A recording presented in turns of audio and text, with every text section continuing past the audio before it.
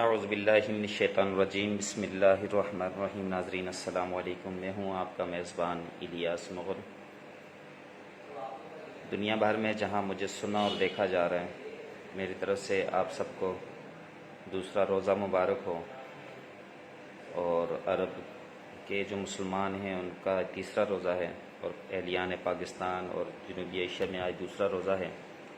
دعا گو ہوں کہ اللہ تعالیٰ رمضان مقدس کے مہینے کے صدقے ہمارے کبیرہ صغیرہ گناہوں کو بھی معاف فرمائے اور ہمیں نیک عمل کرنے کی توفیق بھی عطا فرمائے۔ بسم اللہ الرحمن الرحیم۔ قرآن مجید کے سورہ بقرہ میں ارشاد باری تعالیٰ ہے، یا ایھا الذین آمنوا کتب علیکم الصیام کما کتب علی الذین من قبلکم لعلکم تتقون۔ فرمایا، اے ایمان والو، تم پر اسی طرح روزے فرض کیے گئے ہیں جیسے تم سے پہلے لوگوں پر فرض کیے گئے تھے، تاکہ تم پرہیزگار بن جاؤ۔ اس آیت مبارکہ سے پتہ چلا کہ روزے کا جو بنیادی مقصد ہے وہ انسانیت کو پرہیزگار بنانا ہے، اور پرہیزگاری کیا ہے؟ اللہ سے ڈرنا، ہر وہ کام کرنا جس کا اللہ اس کے رسول نے حکم دیا ہے، اور ہر اس کام سے رکنا جس کا اللہ اس کے رسول نے منع فرمایا ہے۔ سیدنا ابو ہریرہ سے روایت ہے، تاجدار کائنات صلی اللہ علیہ وسلم نے ارشاد فرمایا،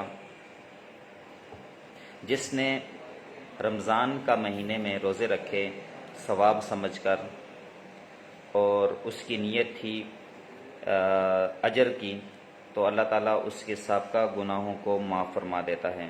ایک دوسری جگہ پر تاجدار کائنات صلی اللہ علیہ وسلم نے فرمایا، یہ سنن نسائی کی حدیث ہے کہ روزہ جہنم کی آگ سے ڈھال ہے، جیسے کہ تم میں سے کسی شخص کے پاس لڑائی کے اندر ڈھال ہو، کہ جب انسان قبر کے اندر چلا جاتا ہے تو اس کے مختلف جو اعمال ہوتے ہیں وہ انسان کو اللہ کے عذاب سے محفوظ رکھنے میں بنیادی اور اہم کردار ادا کرتے ہیں۔ کہیں انسان کے ارد گرد نماز کھڑی ہوتی ہے، کہیں روزہ کھڑا ہوتا ہے، کہیں زکوٰۃ اور حج کھڑے ہوتے ہیں، کہیں تلاوت کلام رحمان کھڑی ہوتی ہے، کئی حقوق العباد کھڑے ہوتے ہیں کہ پروردگار عالم، یہ شخص نیک تھا، یہ تیرے حکم کے مطابق ہمیں زکوٰۃ بھی ادا کرتا تھا، نماز بھی پڑھتا تھا، قرآن کی تلاوت بھی کرتا تھا، نیکی کے کام بھی کرتا تھا۔ تو وہ نیکیاں جو ہیں وہ انسان کو اللہ کے عذاب سے بچاتی ہیں وہاں پر۔ تو اسی طرح تاجدار کائنات صلی اللہ علیہ وسلم کو بھی روزے کے یہ ڈھال قرار دیا، فرمایا کہ یہ انسان کے لیے ایک ڈھال ہے جو انسان کو اللہ کے غضب سے بچاتی ہے۔ روایات میں آتا ہے کہ سیدنا ابو ہریرہ سے روایت ہے کہ تاجدار کائنات صلی اللہ علیہ وسلم نے ارشاد فرمایا کہ آدم کے بیٹے کا نیک عمل 10 گنا سے لے کر 700 گنا تک آگے جتنا اللہ چاہے بڑھا دیتا ہے۔ اللہ تعالیٰ نے فرمایا، روزہ اس سے مستثنا ہے کیونکہ وہ میرے لیے ہی ہے اور میں ہی اس کی جزا دوں گا۔ اس کا مطلب یہ ہوا کہ اللہ تعالیٰ انسان جو بھی عمل کرتا ہے اس کے اجر کو بڑھاتا رہتا ہے، یعنی کئی 100 گنا بڑھا دیتا ہے، 800 گنا بڑھا دیتا ہے، 1000 گنا کو بڑھا دیتا ہے، یعنی اس کے اجر کو دگنا، 4 گنا زیادہ، 8 گنا زیادہ، 10 گنا زیادہ کر دیتا ہے۔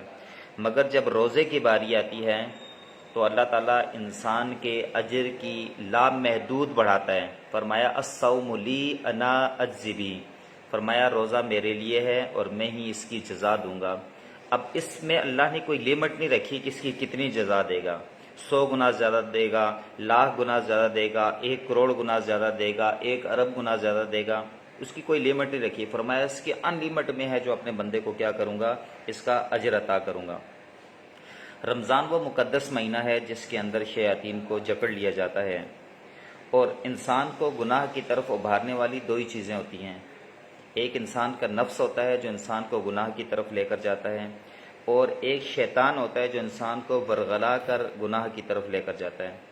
تو رمضان مقدس کا جو مہینہ ہے اس میں شیاطین کو تو جکڑ لیا جاتا ہے، ان کو گرفتار کر لیا جاتا ہے، ان کو بند کر دیا جاتا ہے۔ جو باری انسان کے نفس کی، نفس انسان کے ساتھ ہوتا ہے، مگر جب انسان روزہ رکھتا ہے تو اس کا جو نفس ہے اللہ تعالیٰ اس نفس کی تربیت کرتا ہے۔ انسان کا نفس جو ہے وہ مختلف برائیوں سے کیا کرتا ہے، رک جاتا ہے۔ روزے میں انسان جب اپنی آنکھ کو غلط استعمال نہیں کرتا، روزے کی حالت میں جب انسان اپنے کان کو غلط استعمال نہیں کرتا، روزے کی حالت میں جب انسان اپنی زبان کو غلط استعمال نہیں کرتا، اپنے ہاتھ اور پاؤں کو غلط استعمال نہیں کرتا، تو اس سے اس کا نفس جو ہے وہ گناہوں سے بچا رہتا ہے۔ شیطان کو چونکہ اللہ نے پہلے ہی بند کر دیا ہوتا ہے، تو انسان کا نفس کی بھی ساتھ ساتھ تربیت ہوتی ہے رمضان المقدس کے مہینے میں، تو اس طرح انسان جو ہے وہ گناہوں سے بچا رہتا ہے۔ رمضان المقدس میں سیدنا ابو ہریرہ سے روایت ہے، رسول اللہ صلی اللہ علیہ وسلم نے فرمایا کہ میری امت کو رمضان المقدس میں اللہ کی طرف سے 5 تحفے ملے ہیں۔ اب وہ تحفے کون سے ہیں؟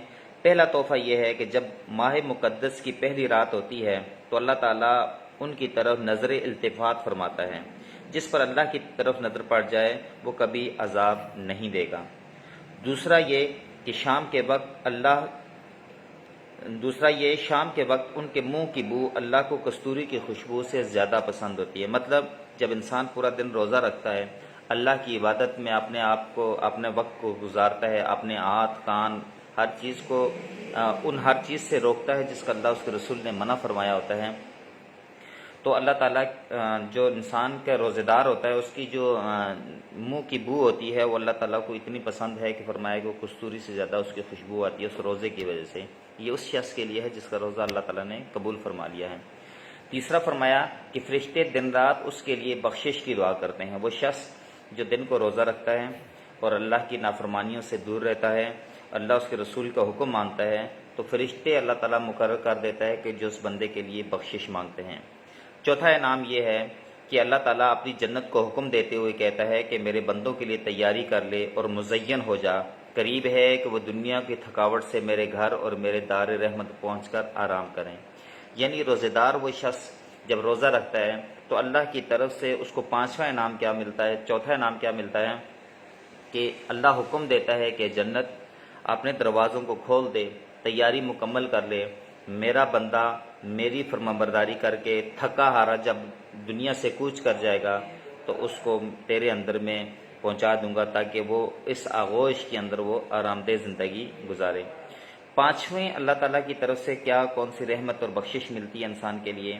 فرمایا کہ جب رمضان کی آخری رات ہوتی ہے تو اللہ تعالیٰ سب کو بخش دیتا ہے۔ ایک صحابی نے جب ان انعامات کو سنا تو عرض کیا یہ شب قدر کو ہوتا ہے، یعنی یہ انعامات شب قدر میں بھی ہوتے ہیں؟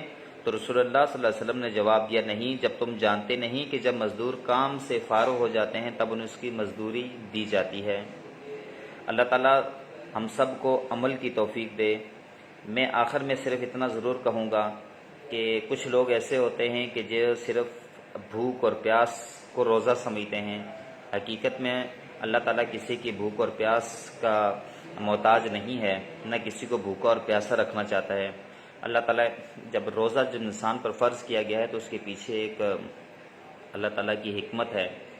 روزہ جب انسان رکھتا ہے تو اس کی آنکھ کا بھی روزہ ہوتا ہے، اس کے کان کا بھی روزہ ہوتا ہے، اس کی زبان کا بھی روزہ ہوتا ہے۔ بدقسمتی ہے ہماری قوم کی، ہمارے معاشرے کی، کہ رمضان المقدس کا جب مہینہ آتا ہے تو ہماری ہر چیز اتنی مہنگی ہو جاتی ہے کہ وہ آسمان سے اس کی قیمتیں پہنچ جاتی ہیں، تو ہم جھوٹ بول کر 10 روپے والی چیز 100 روپے میں بیچتے ہیں اس کو، چونکہ رمضان کے اندر لوگ جو ہیں وہ مجبور ہوتے ہیں اس چیز کو، فروٹ زیادہ خریدنا ہے ان کو، روٹی زیادہ سے زیادہ باہر سے لینی ہے، دودھ کے آئٹم انہیں باہر سے لینے ہیں، دہی کے آئٹم باہر سے لینے ہیں، سبزیاں لینی ہیں، برف لینی ہے، دنیا کی ہر چیزوں کو باہر سے لینی ہے، چونکہ وہ رمضان میں ضرورت ہے، اور اسی کو ہم مہنگا ترین کر کے بیچتے ہیں اور جھوٹ بول کر بیچتے ہیں۔